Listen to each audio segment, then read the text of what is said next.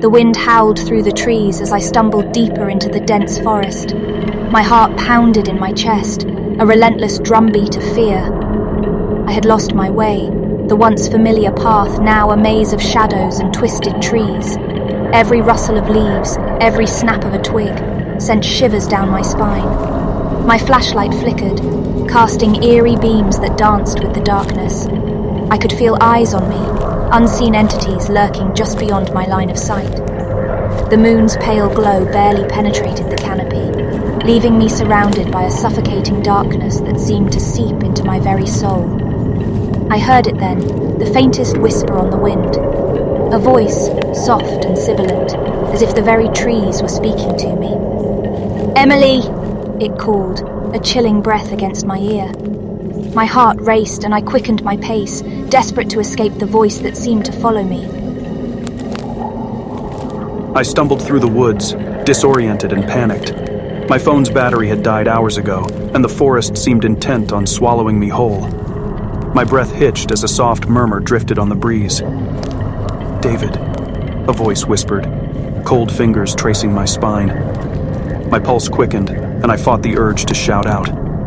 Who was out here with me? How had they found me in this desolate place?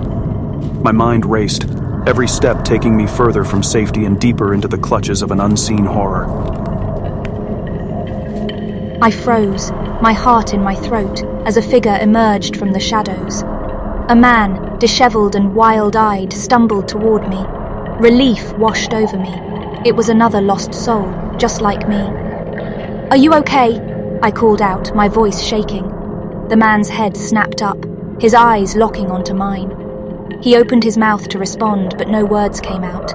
Instead, a guttural sound like the howl of a wounded animal escaped his lips. My heart raced as I took a step back. Something was horribly wrong. The wind carried his voice to me again, distorted and inhuman. "Run!" it hissed, a warning wrapped in a nightmare. The woman before me seemed familiar, her features etched with terror and confusion. But her voice, when she spoke, was distorted, as if it were being twisted and contorted by some malevolent force. "Stay away," I managed to rasp, my voice barely audible over the cacophony of whispers that surrounded us. Her eyes widened, and she took a hesitant step back, her fear mirroring my own. I stumbled backward, my heart pounding like a drum. The man was a spectre, a grotesque parody of humanity. I turned to flee, my feet carrying me blindly through the trees. But no matter how fast I ran, his voice followed me, a relentless echo that seemed to come from every direction. "You can't escape!" it taunted, the words sending icy tendrils down my spine. I chased after her, desperation giving me newfound strength. The woods seemed to twist and warp around me, the very air humming with an otherworldly energy. I had to reach her, had to warn her about whatever malevolent force had ensnared us. "Wait!" I shouted, my voice cutting through the cacophony of whispers. She turned, her eyes wide with terror. "We need to stick together," I urged, my heart pounding. I hesitated, my breath coming in ragged gasps. The man seemed different now, his eyes filled with a desperate determination. Perhaps he was right. Together we might stand a chance against whatever haunted these woods. We ran side by side, the forest a blur around us. The whispers grew louder, a maddening chorus that seemed to burrow into my mind. But with his presence beside me, the fear was tempered by a glimmer of hope.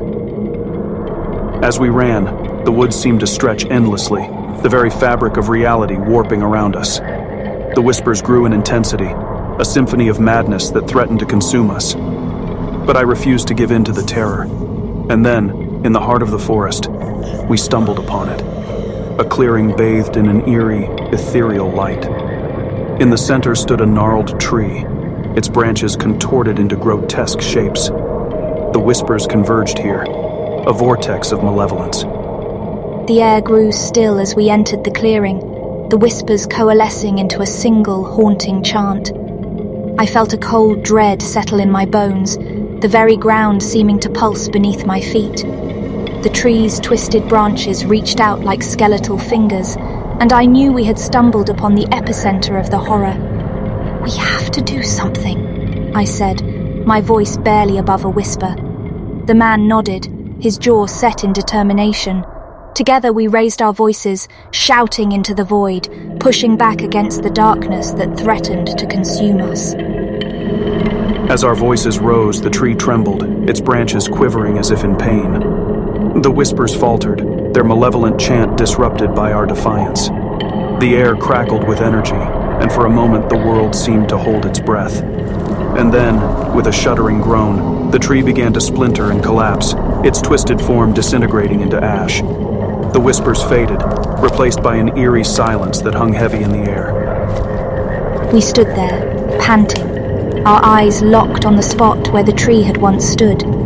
The malevolent force that had haunted us for so long was gone, its power shattered by our unity. I turned to the man beside me, a mixture of relief and gratitude flooding my veins. "Thank you," I whispered, my voice sincere. He offered a faint smile, his eyes holding a warmth that hadn't been there before. I met her gaze, the weight of our shared ordeal forging a connection between us. "We did it," I said, the words carrying a sense of wonder. She nodded, her smile mirroring my own. As we turned to leave the clearing, the forest around us seemed different, transformed by our victory. The path ahead was uncertain, but together we had faced the darkness and emerged unbroken. And so, hand in hand, we walked back into the whispering woods, ready to confront whatever challenges awaited us, knowing that as long as we stood together we could overcome anything.